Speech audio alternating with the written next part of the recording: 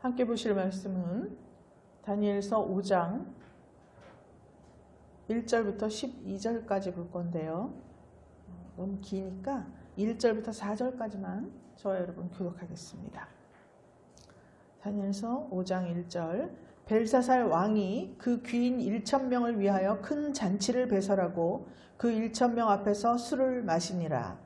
벨사살이 술을 마실 때 명하여 그 귀인 느부갓네살이 예루살렘 전에서 취하여 온 기명을 가져오게 하였으니 이는 왕과 귀인들과 왕들과 군군들이 다 그것으로 마시려 함이었더라. 이에 예루살렘 하나님의 전 성소 중에서 취하여 온 금 기명을 가져오매 왕이 그 귀인들과 왕후들과 빈궁들로 더불어 그것으로 마시고 무리가 술을 마시고는 그 금, 은, 동, 철, 목, 석으로 만든 신들을 찬양하니라. 아멘.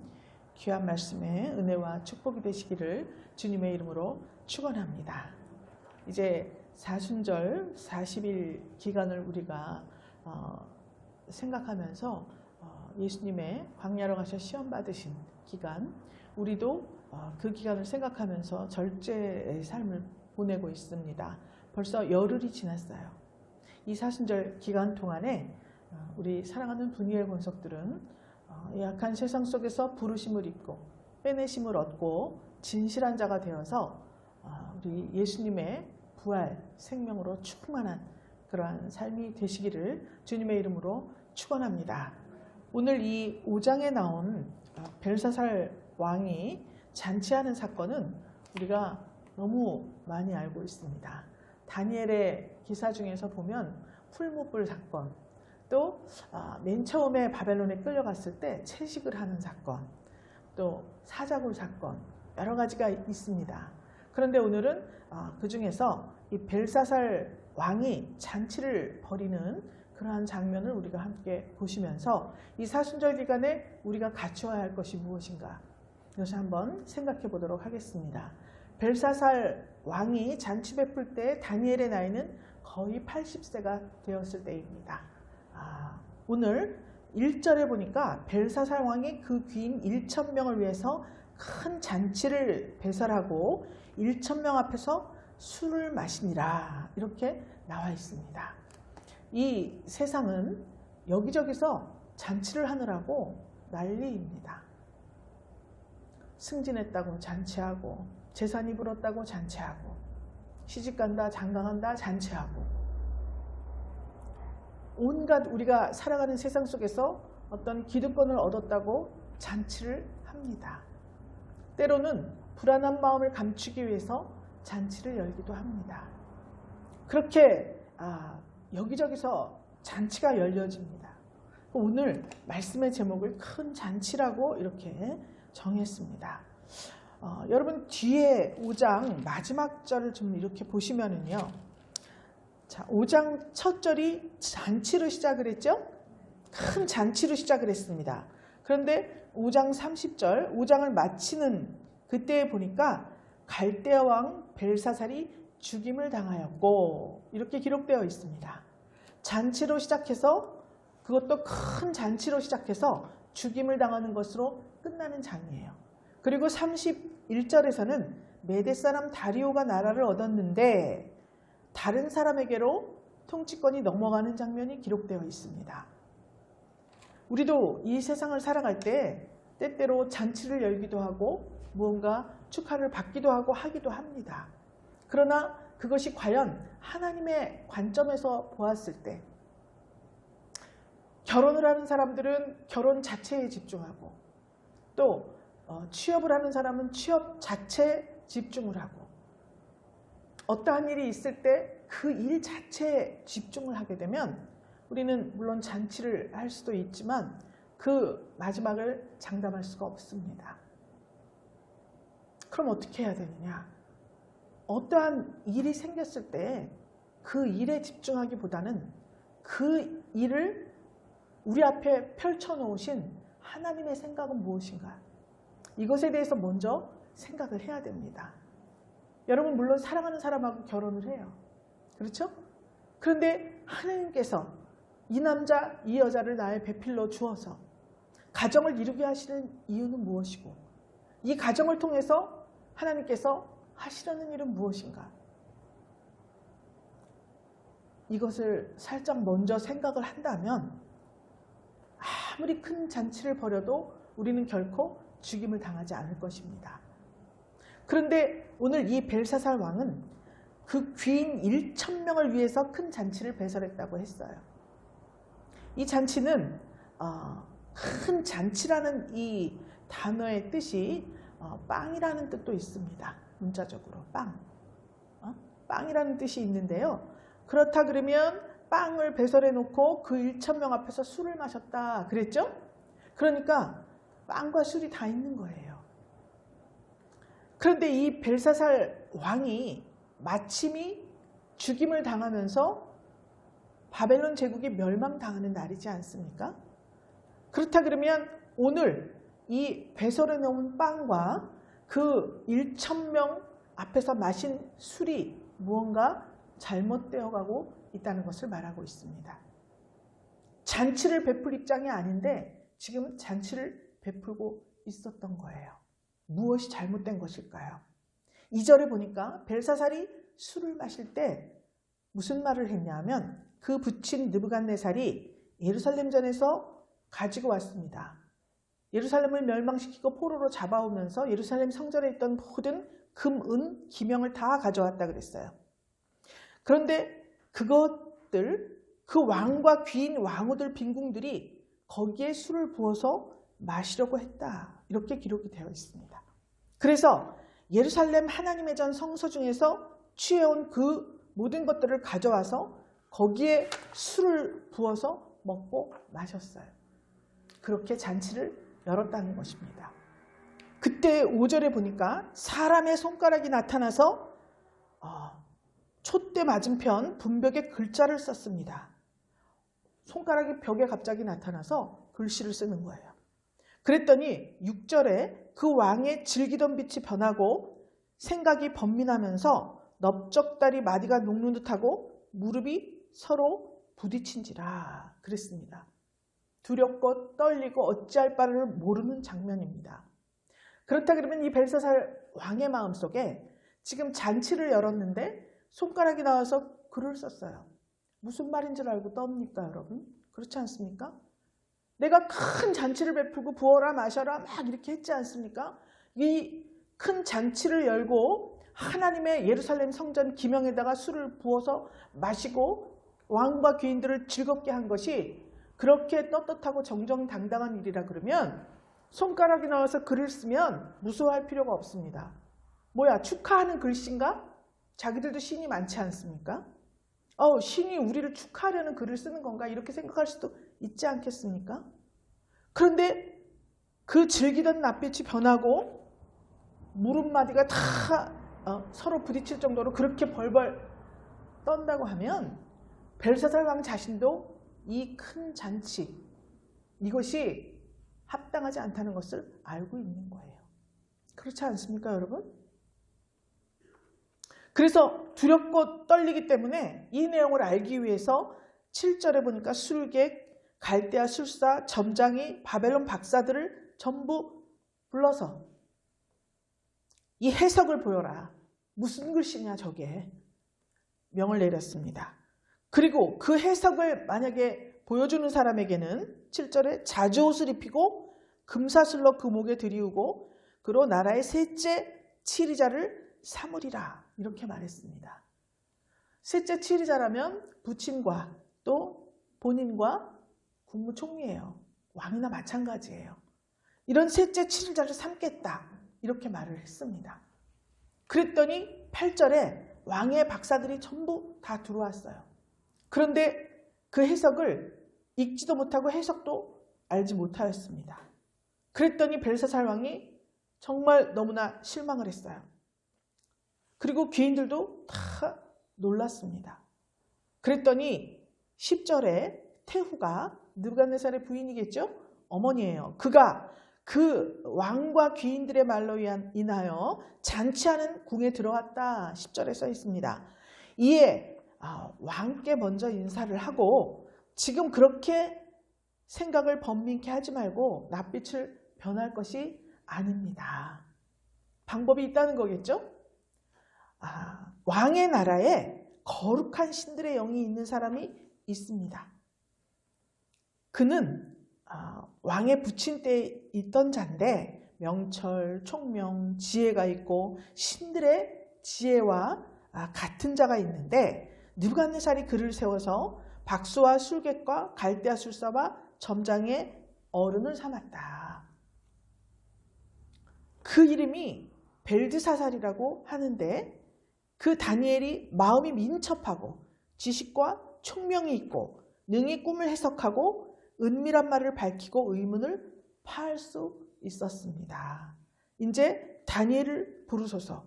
그리하시면 그가 그 해석을 알려드리리이다. 이렇게 권면을 합니다. 이 장면을 잘 보면요. 전부 불러드렸죠? 그런데 다니엘을 부르지 않았어요. 여기 보니까 박수 장을 삼았다 그랬잖아요. 모든 박수와 술객, 갈대아 술사, 점장이 어른을 삼았다 그랬습니다. 그런데 다니엘을 부르질 않았어요. 사람이 정치에서도 그렇고 어느 조직에서나 느부갓네살은 다니엘을 굉장히 역임을 받았습니다. 다니엘이 느부갓네살 왕에게. 그런데 왕이 바뀌면서 벨사살 왕에게는 그다지 중요한 인물로 비추어지지 않은 것을 알 수 있어요. 그렇다고 해서 벨사살 왕이 뒤에 보면 실제로 꿈을 그 글자를 해석해주고 의문을 다 파해주고 이야기를 했을 때 다 받아들였습니다. 그 글자의 내용은 우리가 다 모두 알다시피 왕은 죽는다는 거예요. 나라는 망한다는 거예요. 그럼에도 불구하고 여기에 약속했던 자주옷을 입히고 금사슬로 목에 들이우고 셋째 치리자를 삼는다. 이것을 그대로 다니엘에게 약속을 지켰거든요. 그러니까 막된 사람은 아니에요. 그러나 다니엘을 그렇게 귀하게 여기지도 않았어요. 하나님은 한 시대에 쓰임받은 하나님의 사람이 있습니다.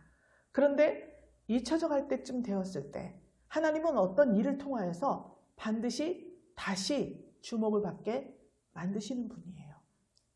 그 사람에게 영원한 하나님의 권세와 영원한 하나님의 나라를 믿는 믿음이 있을 때 하는 말입니다. 그래서 오늘 이 벨사살 왕이 잔치 벌이는 사건을 우리가 잘 생각해 보면 전부 1000명의 귀족들, 왕후들, 후궁들하고 잔치를 합니다. 그런데 그릇이 나와요. 예루살렘 성전에서 가지고 온 금, 은 그릇 여기에 부어서 마셨다. 이렇게 되어 있습니다. 하나님께서는 성도를 그릇에 비유하곤 하셨습니다. 그래서 하나님께서는 귀히 쓰시는 그릇이 있고 천히 쓰는 그릇도 있지만 모두 다 깨끗하기를 원하신다고 말씀하셨어요. 예수님의 복음서에 나와 있는 이야기죠. 디모데후서 2장 20절에 보면 큰 집에는 금그릇, 은그릇뿐 아니라 나무그릇, 질그릇도 있어서 귀하게 쓰는 것도 있고 천하게 쓰는 것도 있나니 그러므로 누구든지 이런 것에서 자기를 깨끗하게 하면 귀히 쓰는 그릇이 되어 거룩하고 주인의 쓰심에 합당하며 모든 선한 일에 준비함이 되리라. 이렇게 기록을 해놓았습니다. 그렇다 그러면 오늘 이 잔치에서 하나님의 성전에 있던 그릇에 술을 부어 마셨다고 하는 것은 사단 마귀의 세력, 사단 마귀를 아버지로 생각하고 있는 사람들, 세상 왕입니다. 이들이 하나님의 성도 안에 술을 부었다는 이야기가 되는 거죠. 그렇죠? 그러니까 금은 그릇에 술을 담아 마셨다. 하나님의 성도를 박해하고 죽이고 성도들의 피해 취했다는 뜻이 되기도 합니다. 계시록 17장 5절에는 성도들의 피와 예수의 증인들의 피에 취한지라 이렇게 기록을 하고 있습니다. 벨사살 왕은 바벨론의 왕이잖아요. 그렇죠? 그러니까 오늘 이 벨사살 왕이 죽임을 당하면서 바벨론 제국이 문을 닫게 되는 것은 멸망을 하게 되는 것은 즉 복음서에 계시록 18장에 나오는 바벨론의 멸망입니다. 그 장면이에요. 다니엘서에서는 벨사살 왕의 이야기를 들어서 설명을 해놓았는데 예수님이 오셔서 십자가를 지고 죽으시고 성령을 우리에게 보내주셔서 성도가 하나님 앞에서 신부 단장을 하고 하나님의 말씀이 내 속에 들어왔을 때 예수님께서 십자가에 죽으심으로 우리를 모두 구원하신 복음을 이루셨지 않습니까? 그 복음을 믿은 성도가 장차 다시 우리를 데리러 오실 그 예수님을 위해서 신부 단장을 해야 되는 것입니다. 그것을 요한계시록에서 그렇게 바벨론의 멸망, 음녀의 멸망으로 적어 놓았던 것이에요. 그래서 우리가 다 같이 계시록 18장을 한번 펴보겠습니다. 요한계시록 18장. 우리가 이 벨사살 왕의 큰 잔치, 이 사건을 보면서 우리는 어떤 준비를 해야 하고 무엇을 반드시 알아야 하는가? 자, 바벨론이 멸망했습니다. 무엇 때문에 멸망했습니까? 성도로 예표되는 금은 기명에다가 술을 부어 마셨다는 거죠. 그래서 이 계시록에는 자, 1절 18장 1절에 보니까 이후에 다른 천사가 하늘에서 내려오는 것을 보니 큰 권세를 가졌다 그랬습니다. 다른 천사라고 되어 있죠. 자, 천사는 히브리서에 보면 율법을 맡았다 그랬습니다. 그런데 하나님의 말씀에는 율법과 복음이 있어요. 율법이라고 하는 것은 예수 그리스도의 육체를 말씀하고 있습니다. 그래서 우리가 육체 필요해요. 하나님의 율법은. 그래서 우리 육체가 강하여지고 우리 육체가 부흥 발전하기 위해서는 하나님의 율법이 필요해요. 율례와 규례와 법도가 지켜질 때 우리 육체가 보존됩니다. 그런데 복음이라고 하는 것은 영들에 필요한 거예요. 우리 영혼이 구원을 받아야 되지 않겠습니까? 예수님께서 이 땅에 오셔서 십자가 지고 죽으신 것이 우리가 이 땅에서 영원 무궁히 살면서 잘 먹고 잘 살고 부자가 되고 권력을 얻고 명예를 얻게 하기 위해서 우리에게 육체를 주시고 예수님이 육체를 꼬신 것이 아니지 않습니까? 예수님이 오신 것은 성령을 우리에게 주셔서 그 성령으로 말미암아 우리의 영혼을 가꾸고 또 가꾸고 가꾸어서 그 영혼이 영원히 주님 나라에 가서 그 주님과 함께 영원 무궁토록 살게 하기 위해서 복음을 일으키신 거예요. 그렇기 때문에 하나님께서 오늘 말씀하신 다른 천사가 하늘에서 내려오는 것이 큰 권세를 가졌다. 이 다른 천사와 큰 권세라고 하는 것이 무엇이냐? 성도를 신부 단장을 시켜줄 수 있는 그러한 말씀을 말합니다. 그러기 위해서는 큰 권세를 가져야 하는데 이 큰 권세라고 하는 것이 무엇이냐? 바로 성령의 능력 아니겠습니까? 그냥 기록된 문자만 가지고 율법만 잘 준행하여 가지고는 우리의 영혼을 왕성하게 할 수가 없습니다. 우리의 영혼을 단장할 수가 없어요. 그렇기 때문에 하나님의 성령께서 주시는 우리가 축도할 때 하죠. 감동, 감화, 위로, 교통, 내주, 충만하심의 역사 이것을 말하지 않습니까? 이렇게 큰 권세라고 하는 것은 하나님의 성령께서 우리 마음 가운데 주장하시는 감동과 감화 그러한 성령의 역사를 말하고 있어요. 그래서 이 큰 권세를 가진 다른 천사라고 하는 것은 성령께서 열어 보여주신 말씀이에요. 그 말씀을 가지고 왔을 때 바벨론을 일시간에 무너뜨릴 수가 있는 것입니다. 그래서 그 다른 천사의 출현을 먼저 적어놓고 2절에 보니까 힘센 음성으로 선포를 했습니다. 무너졌도다 무너졌도다 큰 성 바벨론이여 이렇게 나옵니다. 자, 큰 성 바벨론이 무너진 이유가 뭐냐면 3절에 보니까 음행의 진노의 포도주 때문에 만국이 무너졌기 때문에 너를 무너뜨린다 이렇게 말씀하고 있는 거예요. 그러면 진노의 포도주 때문에 무너져 버렸다. 도대체 진노의 포도주는 무엇인가? 진노의 포도주라고 하는 것은 은사사건을 말합니다. 은사사건. 자, 진노의 포도주. 그러면 일단은 포도나무가 있어야 되죠. 탈무드에 보면은 이 진노의 포도주는 어디에서 근거한 거냐? 어느 나무에서 딴 거냐? 진노의 포도주는 포도나무가 있어야 되겠죠? 거기서 포도를 따야지 포도주를 만들잖아요. 그런데 그 포도나무에 닭피와 사자피와 원숭이 피를 섞어서 뿌렸다. 이렇게 기록이 되어 있습니다. 상징적인 이야기예요. 그렇죠? 그러니까 우리 계시록에도 있지 않습니까? 성도들의 피, 선지자들의 피. 하나님 우리를 언제 구원하시렵니까? 언제 우리를 신원하시렵니까? 얘기하잖아요. 근데 이 악한 바벨론 제국, 또 사단 마귀의 세력, 용의 세력은 성도들의 피에 취했다 그랬지 않습니까? 그러니까 그 그릇에 술을 부어 먹었다? 성도들의 피, 이것을 이야기하는 거예요. 그러니까 여기에서 닭피, 사자피, 원숭이 피로 그렇게 상징해 놓은 것은, 즉 닭은 성도를 상징하지 않습니까? 사자는 강단을 상징합니다. 원숭이는 재주를 부리는 동물이죠. 각종 은사자들이에요. 그러니까 이것을 섞어서 준 포도나무라는 거예요. 거기에서 딴 포도주로 결국은 포도주를 담갔더니 진노의 포도주가 되었다. 하나님께서 우리에게 말씀을 열어 보여주신 이유가 있지 않습니까? 그것은 우리가 우리의 육체를 왕성하기 위해서 그런 것이 아니에요. 우리의 영혼을 더욱더 순결하고 진실하고 신실하게 만들어서 장차 하나님 나라의 신부로 데려가시기 위해서 그렇게 주신 것이에요. 그런데 은사사건이라고 하지요? 진노의 포도주가 그것입니다. 그래서 이것으로 장사를 하는 거예요.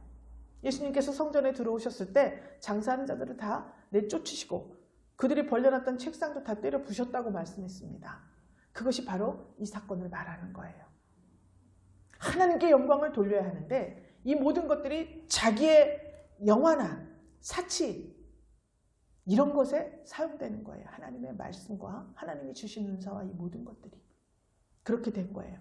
그래서 진노의 포도주, 이것을 마신 결과 음행과 사치, 이것에 몰두하게 되었다는 겁니다.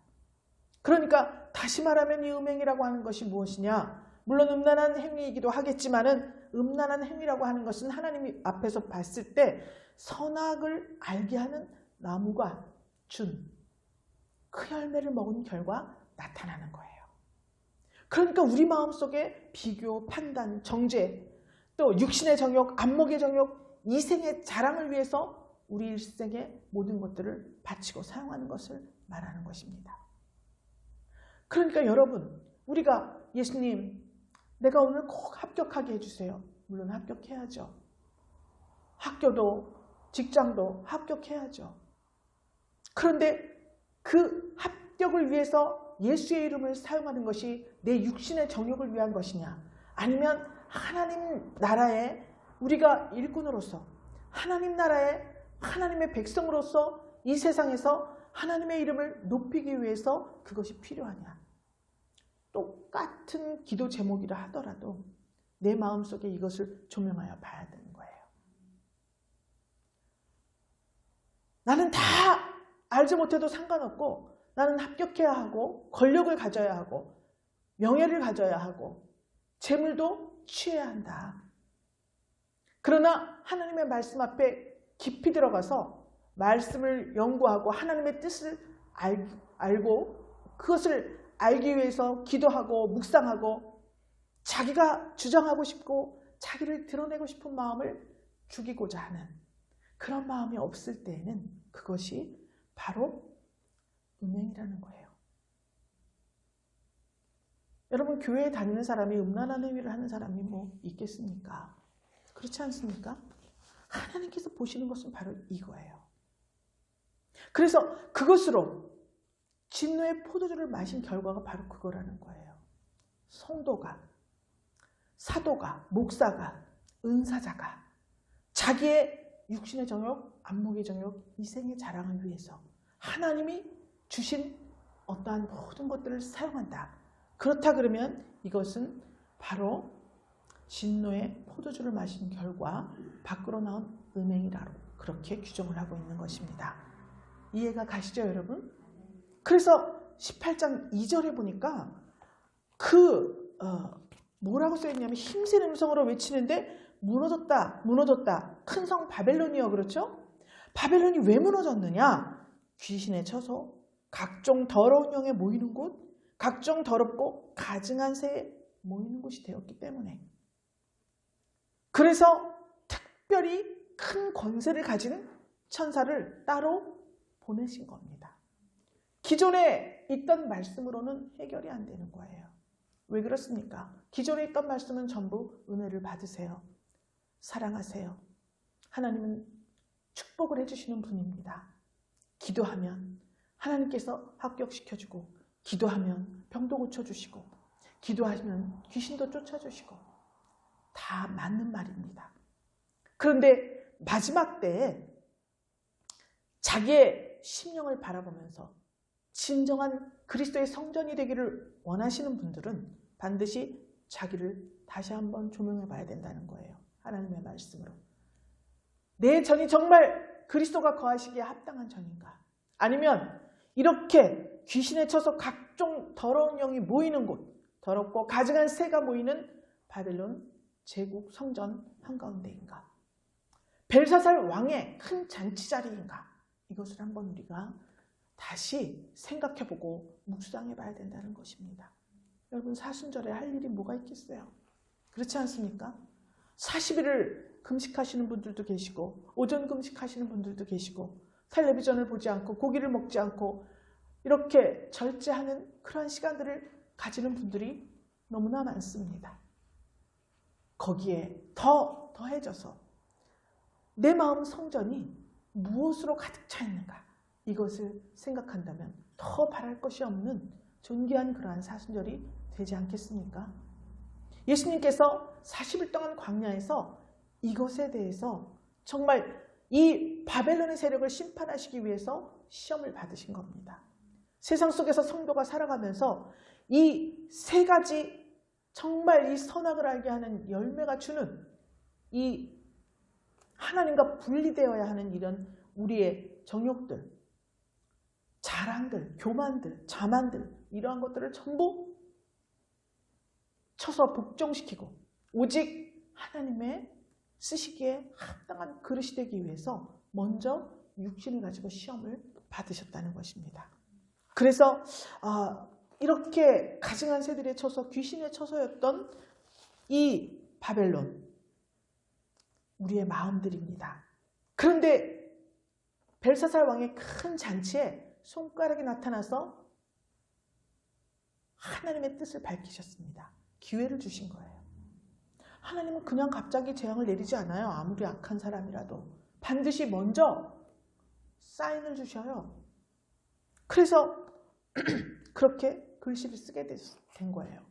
그런데 오늘은 진노의 포도주가 무엇이고 바벨론이 왜 멸망했는가를 우리가 자세히 살펴보기 때문에 그것은 다음 시간에 우리가 자세히 다시 살펴보겠습니다. 자, 18장 8절에 봅니다. 그와 함께 그러므로 하루 동안의 그 재앙들이 이르리니 곧 사망과 애통과 흉년이라, 이렇게 되어 있습니다. 벨사살 왕이 그렇게 큰 잔치를 벌였지만 하루 만에 그 재앙들이 전부 닥쳐왔습니다. 느부갓네살 왕도 마찬가지예요. 하나님께 경고를 받고 20년이 지나도 아무런 일이 일어나지 않았습니다. 오히려 승승장구하고 잘 먹고 잘 살고 업적은 더욱더 거대해져 갔습니다. 그래서 큰 신상을 세웠죠. 그런데 하나님께서 하루아침에 그를 들짐승과 같은 그러한 지경으로 재앙을 내리시고 맙니다. 그래서 사망과 애통, 흉년이 닥쳐왔다. 그리고 불에 살라져 버렸다. 그를 심판하신 주 하나님은 강하신 자이심이라, 이렇게 표현이 되어 있습니다. 어느 날 갑자기 하루 동안에 나에게 이상한 일들이 닥쳐오는 거예요. 그러면 성도는 감사해야 합니다. 왜 그렇습니까? 그대로 계속되면 우리는 지옥에 빠질 수밖에 없어요.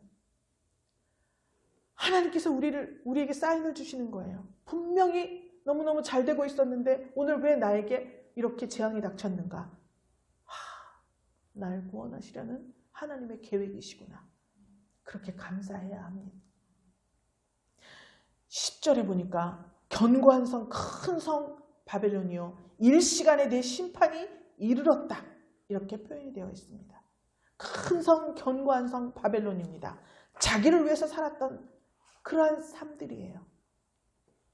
자기의 이름을 내고 자기를 위해서 모든 것을 쌓아두었던 그러한 인생입니다. 그런데 순식간에 일시간에 하나님의 심판이 임하면서 모두 다 사라져버리고 만다고 되어 있습니다. 우리는 뉴스만 자세히 살펴봐도 이런 성경에 나오는 모든 이야기들이 우리 일상생활, 우리 눈앞에서 벌어지고 있다는 것을 매일매일 느끼고 있습니다. 시편 13편에도 이사야 13장 19절 22절에 화려한 전에 들짐승 떼가 가득 있어서 그 부르짖는 소리가 많이 난다고 기록되어 있어요. 계시록 18장 8절에도 하루 동안의 재앙이 있다 그랬죠. 10절에도 일시간의 심판이라 그랬죠. 그러니까 즉 뭐냐? 진노의 포도주 사건, 즉 우리 마음속에 무엇이 들어있느냐에 따라서 지금 우리가 어느 날 하루에 어떠한 일이 생긴다는 거예요. 이런 것들이 바벨론 제국이 다 우리 마음 가운데 차지하고 있던 것들이 하나님 앞에 심판을 받아서 불러 싹 태워지면 어느 날 하루 만에 주님이 나팔 불 때 우리가 올라갈 거 아니에요. 하나님의 나팔 소리 날 때에 내 이름을 부를 때 우리가 들림을 받는다고 가르침 받지 않았습니까? 그날을 고대하면서 살고 있었어요. 그날을 고대한다면 반드시 일시간의 심판을 당하는 이 날을 우리가 감사함으로 하나님 앞에 받아들여야 합니다. 그래서 정말 내 속에 이러한 것들이 자리 잡아 있을 때 나는 어떠한 삶을 살아야만 하는가? 늘 두렵고 떨리는 그러한 삶을 살 수밖에 없습니다. 내 입으로 고하지 않았을 때는 뼈가 썩는 것 같은 고통이 있다 그랬어요. 그러나 나의 잘못을 주님 앞에 아뢰고 깨닫지 못하였던 것을 새롭게 깨달았을 때 하나님 앞에 감사하고 이렇게 했을 때 하나님께서는 이 심판, 즉 우리 안에 있던 이 악한 것들이 심판을 당하면서 예수 그리스도의 부활 생명이 우리에게 들어오게 되는 것입니다. 그래서 그 부활 생명으로 가득 차게 되었을 때 우리는 우리의 상황이나 환경이 어떠한 가운데 있다 할지라도 우리는 하나님께 감사하고 평안하고 손가락이 나타나든 무엇이 나타나든 두렵고 떨릴 일이 없다는 거예요. 그것은 자기만 알고 있습니다. 내가 하는 일이 지금 정당한가 그렇지 아니한가 자기 자신이 알고 있어요. 그렇게 떳떳한데 왜 떨고 있습니까? 그렇게 떳떳한데 왜 피해 다닙니까? 그렇게 떳떳한데 왜 눈을 똑바로 마주치지를 못합니까? 벨사살 왕과 같이 겉모습은 그렇지만 사실은 마음속으로 자기가 자기의 죄를 다 알고 있기 때문에 그렇습니다. 그렇기 때문에 하나님께서는 네 입으로 고백을 해라 이렇게 말씀하셔요. 네 죄를 내가 다 알거든. 그러니까 너 말할 거 없어. 내가 다 알아서 이렇게 해가지고 내가 다 이렇게 하겠다. 이런 말씀이 절대 없습니다. 뭐든지 네 스스로 해라. 백보자 심판 이야기가 있는데요. 거기도 내가 가서 내가 짓고 한다 그랬어요. 다. 그것은 왜 그렇습니까? 자기가 하는 짓을 자기가 다 알고 있다는 말이에요. 그래서 하나님 앞에서는 거짓말을 할 수가 없습니다. 거짓말을 할 수가 없어요. 하나님도 알고 나도 알고 사단 마귀도 알고 있기 때문에 그렇습니다. 그러면 여기에 20절에 보니까 하늘과 성도들과 사도들과 선지자들아 그를 인하여 즐거워하라. 하나님이 너희를 신원하시는 심판을 그에게 하셨음이라 하더라. 그랬습니다. 바벨론 제국이 멸망을 당할 때 애통의 소리 그냥 고난, 애통 이것으로 갚을 때 아우성치는 소리가 나는데 그때 우리는 즐거워하라 그랬어요. 그런데 우리는 내 속에 있는 이 바벨론 제국의 성분을 떠나보내기 싫어서 인상을 쓰고 시험도 들고 교회도 가기 싫은 마음도 있고 여러 가지 마음이 드는 것 아니겠습니까? 그런데 하나님께서 말씀하고 있어요. 즐거워하라. 이렇게 말씀하고 있습니다. 그러면 이 바벨론을 심판할 때 21절에 이런 얘기가 있습니다. 이에 한 힘센 천사가 큰 맷돌 같은 돌을 들어 바다에 던져 가로되 큰 성 바벨론이 이같이 몹시 떨어져 결코 다시 보이지 아니하리로다. 이렇게 말씀하고 있습니다. 여러분, 맷돌이 무엇을 상징합니까? 맷돌이 두 짝으로 돼 있죠? 두 짝으로 돼 있어요. 이 맷돌이 이스라엘에 있지만 우리나라에 있잖아요. 이 맷돌이 두 짝으로 되어 있는데 이것을 굳이 우리가 묵상할 때 우리가 생각을 한다면 율법과 복음을 상징합니다. 그래서 율법은 육체라 그랬죠? 복음은 영이라 그랬습니다. 그래서 율법을 육체, 즉 천사가 율법을 맡았다 그랬는데 천사가 율법, 즉 강단이 율법을 선포하면 성령께서 거기에 관계를 하셔서 말씀이 선포되어서 회중들의 마음에 감동이 되고 그 말씀을 따라서 나를 죽이고 말씀을 준행하여서 그것을 삶으로 드러내는 것이 복음이 아니겠습니까?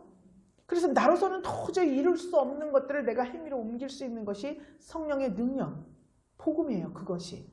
그래서 이렇게 율법과 복음의 맷돌에 나를 넣어서 가루로 만들어야 되는 거예요. 여러분, 그래야지 하나님 앞에 떡을 드릴 거 아니에요. 가루가 돼야 내가 여러 가지 모양으로 만들어 드릴 수가 있지 않습니까? 근데 어떤 특정한 모양을 고집하고 나는 이런 사람이고 나는 이걸 잘하고 나는 저걸 잘하고 내 이름은 이것이고 나의 정체성은 이것이고 이것을 주장한다 그러면 하나님 앞에 어떻게 이것을 만들어서 드리겠어요? 가루가 되어야 되지. 그래야지 거기에 물을 타가지고 이렇게 반죽을 해서 무언가를 만들 수 있을 것 아니겠습니까? 하나님이 원하시는 그릇대로 만드실 것이 아니겠습니까? 그래서 이 맷돌을 바다에 던져 큰 성 바벨론이 떨어져서 보이지 않게 만들겠다. 그것은 이걸 다 갈아붙여야 된다는 거예요, 우리를. 그래서 이 바벨론이 맷돌장은 떨어지면 돌로 되어 있으니까 바다에 떠오를 수가 없지 않습니까? 그래서 왜 맷돌을 걸어냈는가? 정말 그 말씀으로 우리는 다 갈아져야 돼요. 맷돌 심판을 우리가 받아야 된다는 겁니다.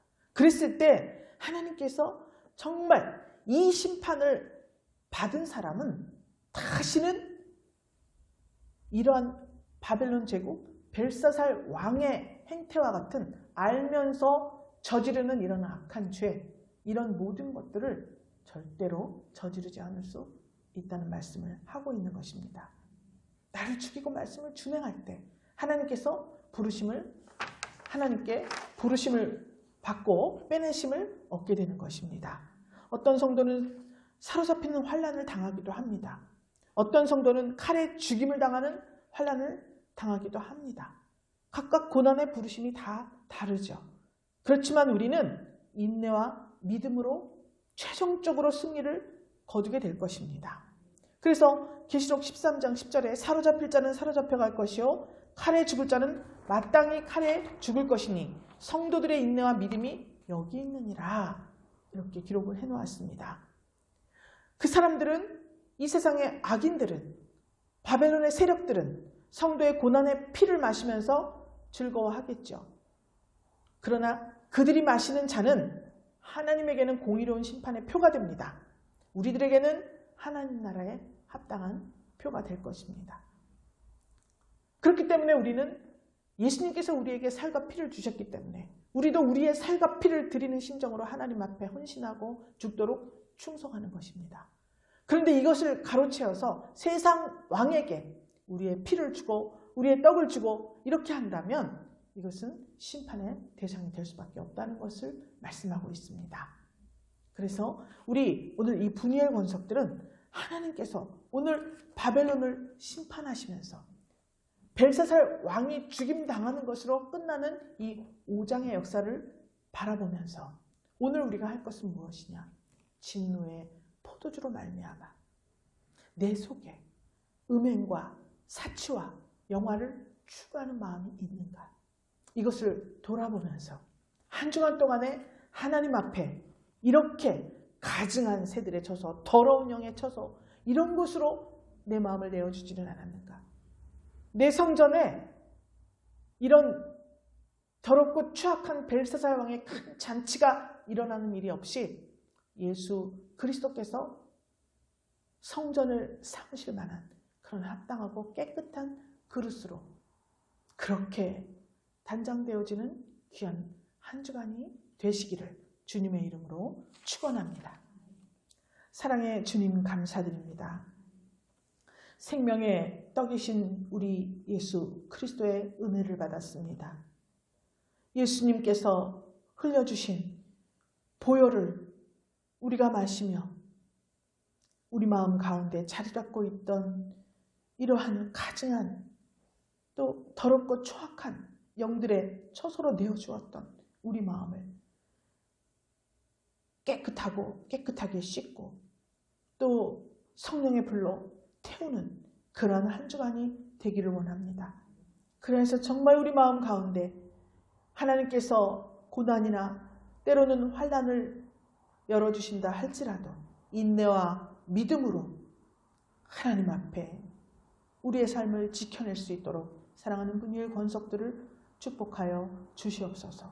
한 주간 동안에 우리 성령께서 큰 권세로 함께하여 주실 것을 믿고 축복하며 살아계신 예수 그리스도 이름으로 기도드렸습니다. 아멘.